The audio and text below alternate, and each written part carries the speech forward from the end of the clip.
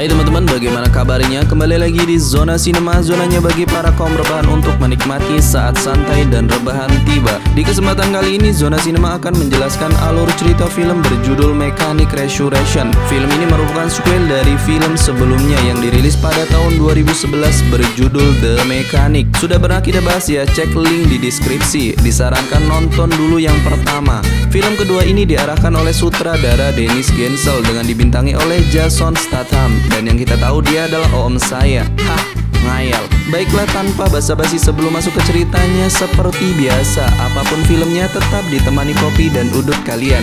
Bantu dan dukung channel ini dengan subscribe, like, share ke media sosial kalian agar kami senantiasa upload alur film keren lainnya.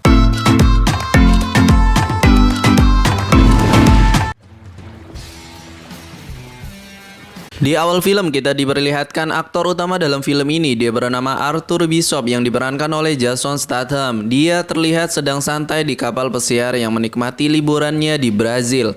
Kemudian dia pergi menuju sebuah kafe. Saat sedang duduk, tiba-tiba seorang wanita cantik mendekatinya. Terungkap Arthur telah 5 bulan bersembunyi di negara ini. Wanita ini telah diutus oleh bosnya untuk meminta Arthur membunuh 3 orang target mereka dan dibuat tampak seperti kecelakaan sesuai keahlian yang dimiliki Arthur. Jika dia tidak bersedia, maka bosnya akan membocorkan identitasnya kepada pemerintah dan musuhnya karena dia telah menyembunyikan kematiannya dalam sebuah ledakan.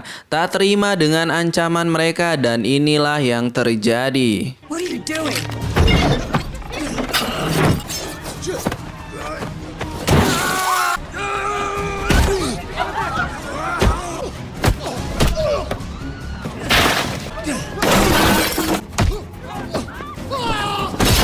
Arthur kemudian naik ke sebuah kereta gantung. Dari sana dia melompat ke sebuah para layang. Dan inilah film Mechanic Resurrection.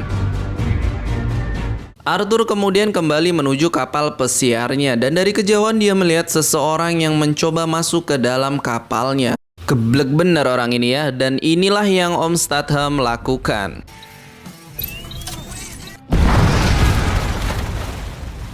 Arthur menuju sebuah pelabuhan dan masuk ke dalam kontainer. Ternyata di tempat ini dia sudah mempersiapkan berbagai dokumen dan peralatan kerjanya. Dia kemudian mencari identitas sosok wanita tersebut dan terlihat berbagai password uang dan senjata yang sudah ia persiapkan sebelumnya. Dari Brazil, Arthur terbang menuju sebuah pantai di Thailand. Dia pun mengunjungi temannya yang bernama Mai yang diperankan oleh Michelle Yeoh. Arthur akan mencari sosok wanita tersebut di negara ini. Kemudian Mai mengantarnya menuju sebuah rumah milik Arthur yang jarang dia kunjungi. Ternyata di bawah lantai Arthur membuka kembali sebuah koper yang berisi hampir sama persis dengan yang ada di kontainer. Di malam harinya, Arthur kembali mencari data sosok perempuan itu hingga dia mendapatkan informasi sosok pria sebagai bosnya yang bernama Crane. Keesokan harinya, Arthur melihat seorang wanita cantik berlabuh di pantai ini. Dia bernama Gina yang diperankan oleh artis cantik Jessica Alba. Gina datang ke bar milik Mae dan meminta P3K kepadanya. Mae melihat luka lebam di tangan Gina. Thanks so much. Anytime. Di saat malam hari terlihat di kapal pesiar yang ditumpangi Gina terjadi keributan. Mai kemudian meminta bantuan Arthur untuk melihat keadaan Gina di perahu itu karena mereka menyangka terjadi pertengkaran di sana. Awalnya Arthur tidak mau karena itu bukan menjadi urusannya, namun Mai bersikeras meminta bantuannya. Arthur datang mendekati perahu itu. Ketika dia naik, Gina hampir saja mendapat pelecehan dari pria itu. Arthur kemudian melawan pria itu hingga dia terjatuh dan kepalanya membentur besi. Gina yang melihat itu langsung jatuh pingsan. Mai kemudian membawanya ke pantai, sedangkan Arthur masuk ke dalam kabin perahu itu dan ternyata dia menemukan sebuah handphone yang berisi foto dirinya. Tidak mau meninggalkan jejak, Arthur kemudian membakar kapal pesiar itu. Lah, mahal itu om, main bakar aja ini om Jason. Haduh. Lanjut, Arthur menemui Gina dan menyuruhnya mengakui tujuannya dia datang ke pulau ini. Gina mengakui dirinya diancam oleh Crane untuk mendekatinya. Tujuannya agar dia mau melakukan apa yang diminta olehnya. Di keesokan harinya, Mai tampak sedang mengobati luka yang diderita oleh Gina. Arthur kemudian mencari identitas sebenarnya tentang sosok Gina. Ternyata Gina adalah agen khusus yang bertugas di zona perang Afghanistan untuk menawarkan bantuan kemanusiaan di Kamboja. Gina pun menceritakan jika Crane sudah mengancam anak-anak asuhnya di Kamboja dan dia tidak punya pilihan lain. Mereka akhirnya terlihat makin dekat. Terlebih saat anak buah Crane datang menggunakan sebuah kapal kecil untuk mengawasi mereka. Arthur dan Gina membuat hubungan mereka harus terlihat sudah sangat dekat demi keselamatan Gina dan para anak yang ada di Kamboja. Di malam harinya terungkap ketika masih bocah, Arthur dan Crane adalah korban dari penculikan para gangster untuk dijadikan tentara anak-anak saat itu. Untungnya Arthur berhasil kabur, tapi tidak bagi Crane. Karena terharu mendengar kisahnya, Gina langsung memeluk Arthur. Lanjut, singkat cerita, dua kapal perahu yang berisi anak buah Crane yang menyamar menjadi polisi datang ke pulau ini dan terjadilah pertempuran.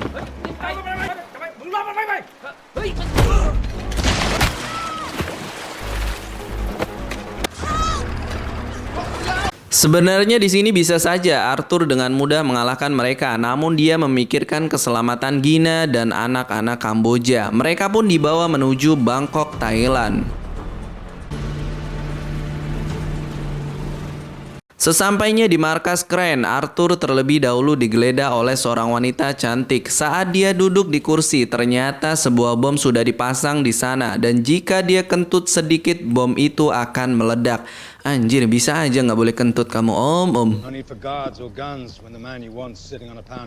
Crane kemudian datang dan Arthur hanya bisa menerima perintahnya. Dia ditugaskan membunuh 3 orang. Sebuah foto ditunjukkan kepadanya. Yang pertama, sebut saja Bertan.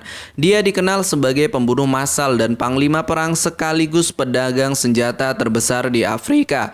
Sekarang dia berada di penjara kedai Malaysia. Arthur pun disuruh untuk menelan alat penyadap agar Crane bisa mengetahui keberadaannya. Kemudian Gina terlihat di bawah kapal besar di lautan lepas.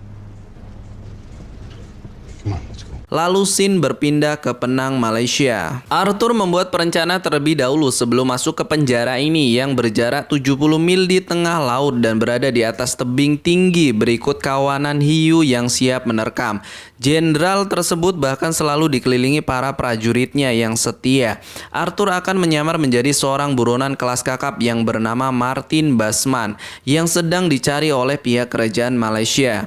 Arthur pun membeli sesuatu yang dikemas seperti permen karet, kemudian sebuah rokok yang di dalamnya diisi alat GPS, hingga mentato wajahnya dan membuat paspor palsu menyerupai wajah buronan itu. Setelah semuanya siap, Arthur datang ke sebuah pasar dan mengganggu petugas polisi di sana, hingga dirinya ditangkap. Dia dan tahanan lainnya kemudian dibawa penjara yang dimana misi Arthur akan dilakukan.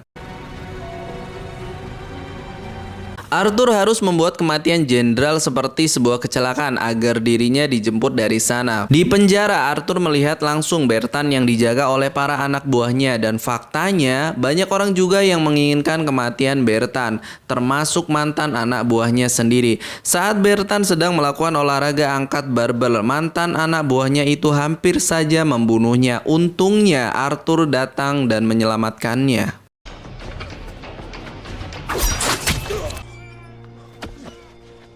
Karena hal itu, Bertan mulai menyukai Arthur. Saat berada dalam sel, Arthur dipanggil kembali oleh Bertan untuk menawarinya pekerjaan. Tiba-tiba, Arthur melakukan sesuatu kepadanya. I already have a job.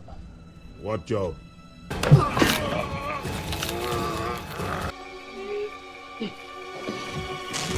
Bertan dicekoki narkoba hingga overdosis dan akhirnya tewas. Anak buahnya yang mendengar keributan melihat Bertan tampak sedang berdoa, namun nyatanya dia telah tewas. Arthur kemudian meloloskan diri. Permen yang dibawa ternyata berisi bahan peledak untuk menghancurkan dinding penjara ini. Kemudian dia menelan alat GPS itu agar tim menemukannya. Sebuah salep dia balurkan ke badannya untuk mengelabui serangan hiu.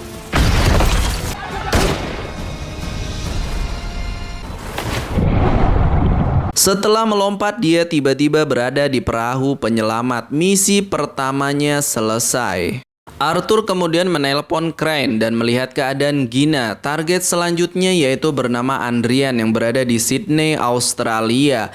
Arthur mempunyai waktu selama 36 jam. Ternyata Gina menggunakan sebuah jam tangan yang sangat bernilai dan Crane mengetahui jam tersebut milik ayahnya dan Arthur tidak pernah melepaskan jam tersebut. Dan Andrian yang menjadi target selanjutnya adalah seorang miliarder yang bergerak di bidang pertambangan dan mineral. Namun awal mulanya orang tahu dia mendapat uang dari penjualan manusia, khususnya PSK di bawah umur.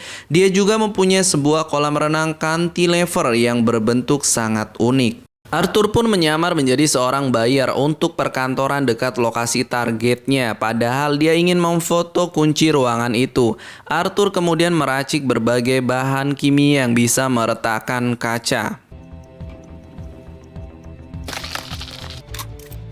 Selanjutnya, dia kembali ke kantor itu dan kali ini dia menyamar menjadi seorang teknisi dan inilah yang terjadi.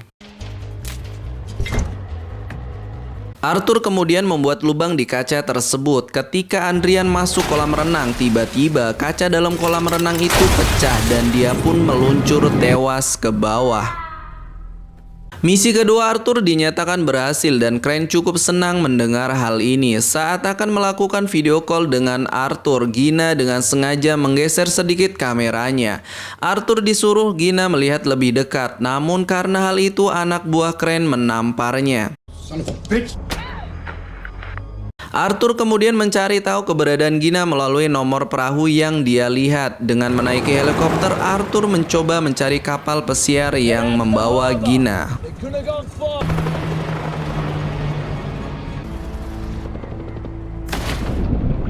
Setelah menemukannya, dia pun naik. Kemudian melumpuhkan beberapa pengawal di sana dan sekarang kita lihat aksinya.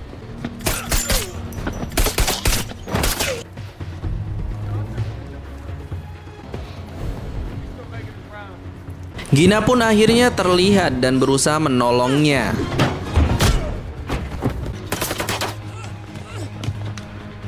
Sialnya, karena kalah jumlah anak buah Crane yang lain berhasil melumpuhkannya. You just can't help yourself. So I knew you'd come. Arthur berhasil kabur dari kapal itu, namun Gina masih berada dengan mereka. Lanjut, scene berpindah lagi ke Bulgaria. Target ketiganya bernama Max Adam, seorang penjual senjata dari Amerika Serikat yang sangat dijaga ketat. Ternyata Adam mempunyai kapal selam untuk menyimpan misi balistik antar benua, dan Arthur hanya mempunyai waktu selama 24 jam untuk membunuh Adam. Dia mempunyai rencana dengan menembak salah seorang penjaga Adam. Ketika mereka menelpon rumah sakit untuk mengirimkan helikopternya, Arthur masuk dalam helikopter itu dan menyelinap masuk ke markas mereka dan inilah aksinya.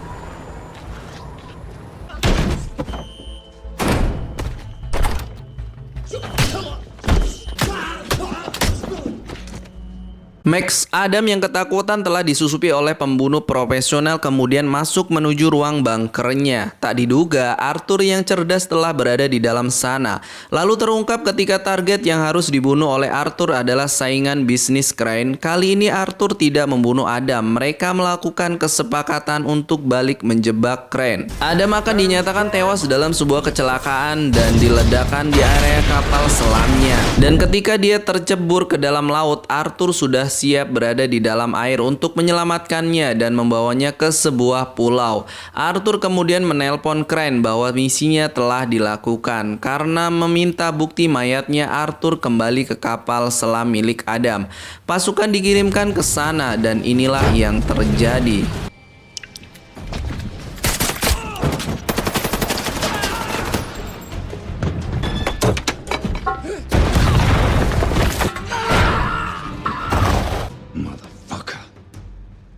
Arthur berhasil menghabisi mereka semua. Dia pun langsung menyelam menuju posisi Crane dan Gina berada. Saat muncul ke permukaan, inilah aksi Arthur.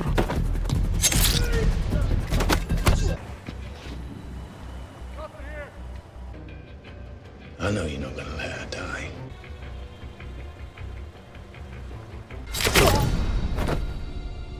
Gina pun berusaha memberikan perlawanan, namun Crane kembali menangkapnya. Arthur kembali menunjukkan kemampuannya. Anak buah Crane yang tersisa dihabisi satu persatu. Saat Gina sedang mengobati lukanya, Crane mengaktifkan bom di kapal itu. Gina kemudian dimasukkan ke kapsul penyelamat. Sedangkan Arthur kembali mengejar Crane yang akan kabur.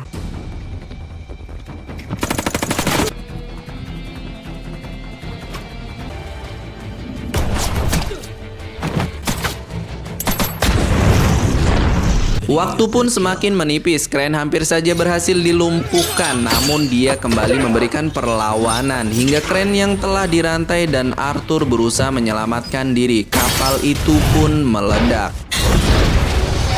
Gina berhasil selamat. Max Adam pun terlihat, namun di manakah Arthur? Gina pun kembali ke Kamboja dan mengajar anak-anak lagi. Tiba-tiba Arthur muncul di sana. Ternyata Arthur berlindung di sebuah jangkar ketika ledakan itu terjadi dan film pun berakhir.